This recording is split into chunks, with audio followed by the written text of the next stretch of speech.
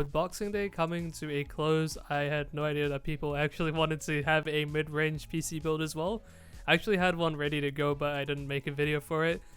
Thanks for this person here in the comments asking me to do a video on a mid-range or higher end PC. So we're gonna go ahead and do that today. I'm sorry about the timing, I was traveling today, so I didn't manage to get one done until very late in the night, so we'll do this as fast as we can. So this mid-range build cost around about $2,235.53, and I have added a few extra things here and there, such as a CPU cooler. You can go with the stock one if you want to, but I will address things one by one as they come. And this mid-range build is aimed at 1440p. It does stretch the budget a bit, as you saw below, but in some areas I will comment on parts that can be substituted in. So let's get straight into the build. First off, I've got the Ryzen 5 7600. Now this is a 6-core processor and it comes at $399 from Computer Lounge or PB Tech.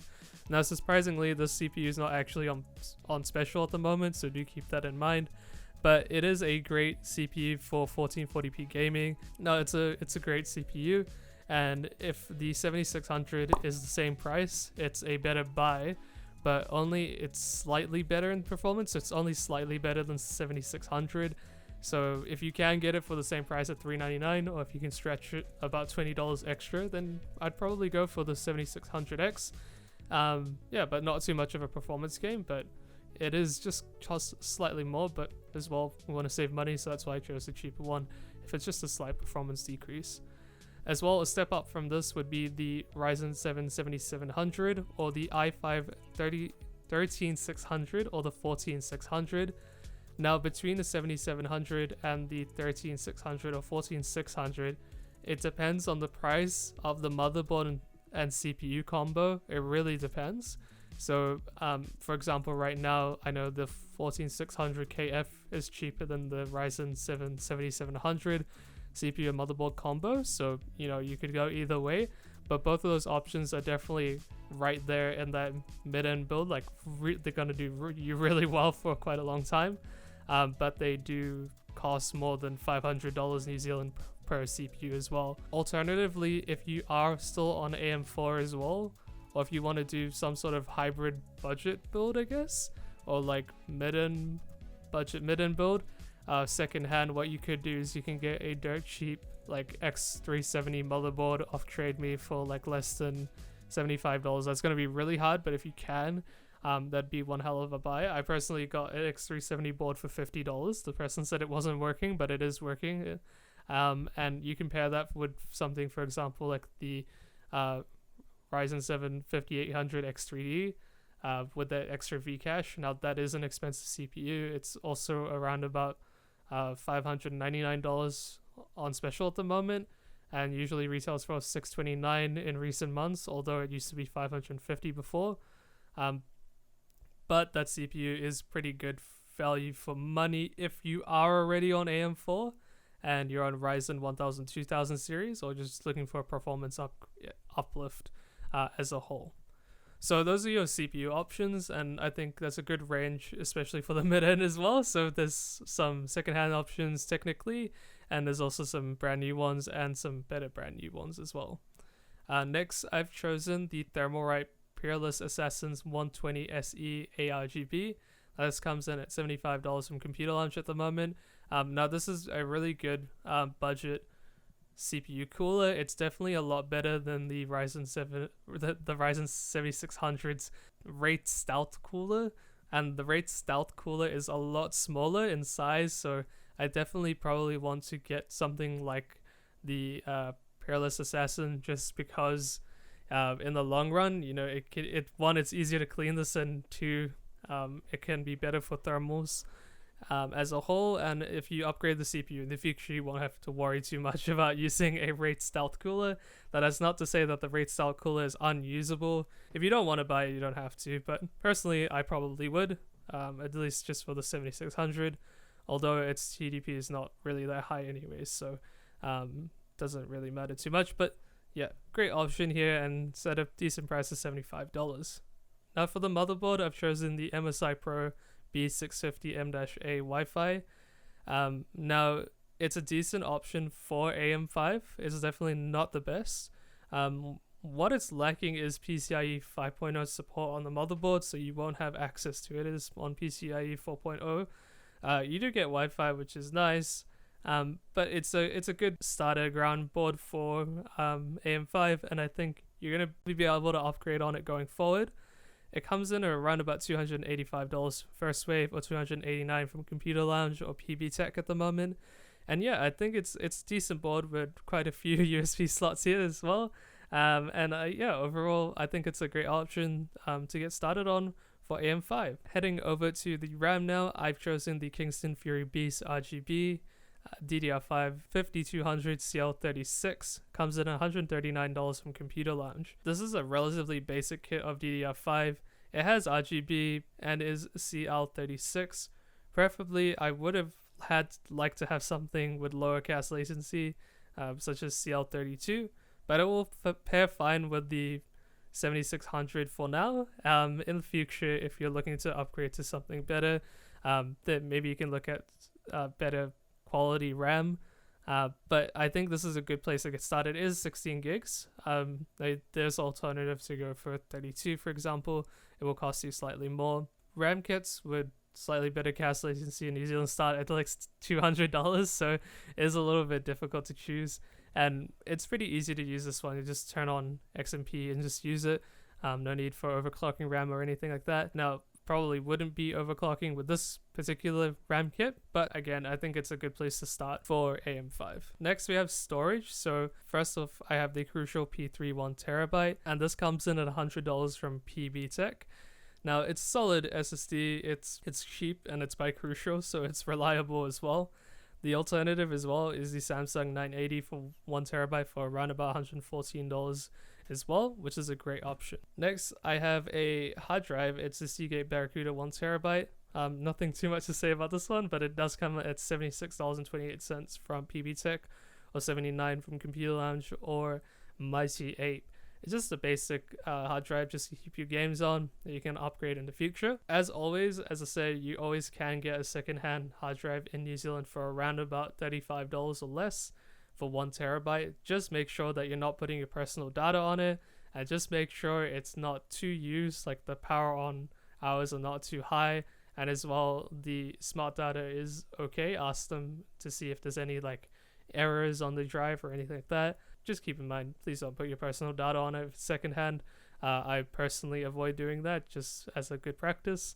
Next is the graphics card. So I've gone with the ASRock Challenger OC RX 7700 XT. It's a 12GB card, and it comes in at $799 from PB Tech. It's one of the cheaper 7700 XTs at the moment, and it definitely plays well at 1440p from what I've seen from benchmarks, and is overall a great card.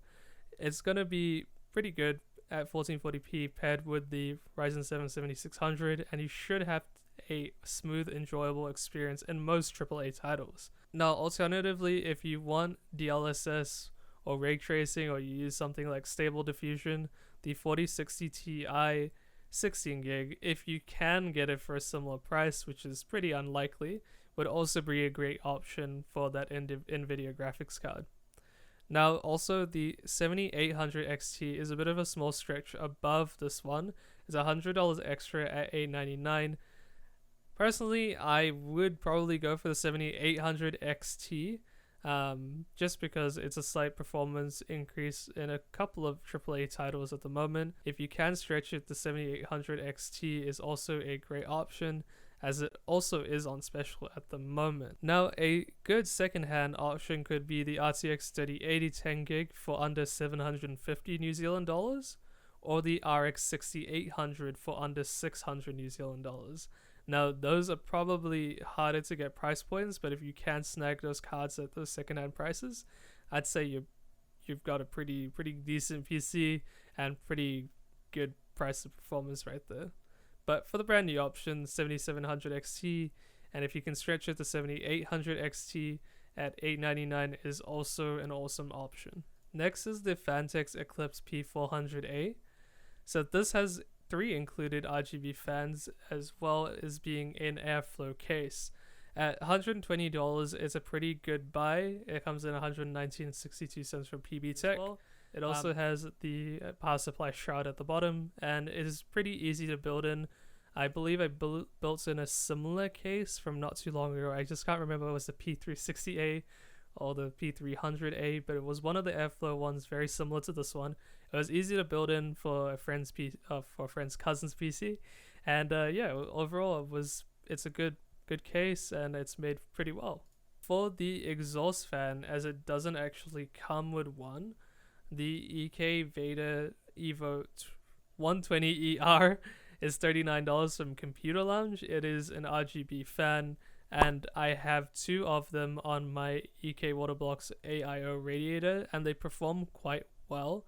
And overall, it is a little bit of a chunky fan, but it does have pretty good static pressure, and overall I haven't had any problems with them, and I'd probably say they're quite reliable. I've had them for around about 3 years now, I believe, and they're still going pretty well. Nothing to complain about them, and it's a solid fan, especially for the exhaust. Alternatively, you can go with the Thermalright TLC12CS. It's a 3-pack of RGB fans at $49 from Computer Lounge. Now they're a decent option, especially for the Fantex case, as you can fit one exhaust and two at the top where the radio would usually go. And yeah, you have even more airflow if you wanted to. So that's an alternative option if you guys want to have 3 fans. Yeah, it's really up to you. Both options are decent. If you want to save a little bit of money, then the one here is good. But I mean, in terms of price to performance, obviously the 3-pack for $49 would be cheaper, and you get extra airflow as well. So for an extra $10 for 3 fans, for 2 extra fans will be pretty good. Now I've also chosen the quality of life thing here is just the fan hub, so it's usually a pretty good thing to have on you, and it's only $10, so not too bad. And the only reason I say you might need this is because if the fans don't daisy chain together, there is only 1 pump fan header and 3 system fan headers on the motherboard, on the MSI motherboard. And considering we have the Thermalright Peerless Assassin, and then we have the 3 case fans from Fantex case, and we could also have potentially 3 fans going in the case, you might actually need this. So it provides 8 headers as well, and is a great option to just finish up the build and make sure that all the fans are running nicely. Lastly is the Corsair RM750E. Now this is a good quality power supply and is the newer version of the RMX 750, which I personally own and I definitely say is very reliable. Now this RM750E is just a newer version of it and has enough wattage for this build. It's 750 watt and it's fully modular. It comes in $192.82 from PB Tech, so not too badly priced. And yeah, it's a power supply that will probably outlast your build, and is gonna take you a very long time to get rid of. Although you could argue if you go up tiers of graphics cards later on that you might need more than 750 watt, but for this build it's more than enough for now. Now all up again, this totals around about $2,235.53 depending on what you go with. Now this probably could increase by around about $150 depending if you upgrade the graphics card, or if you change the case, or if you depends on which fans you go with. So yeah, give or take about $150, and yeah, we've got the build all done. Now I know that was a lot of talking and it was unscripted mostly, so I will try to cut it up to a more cohesive piece of video. Thank you guys very much for watching, and sorry if it's been a little bit last minute. Make sure you guys go check out wisetac.org for the latest content, and I hope you guys have been enjoying the content so far. We're going to try and keep it up, and as always, stay safe, stay healthy, and I'll see you guys in the next video. Bye!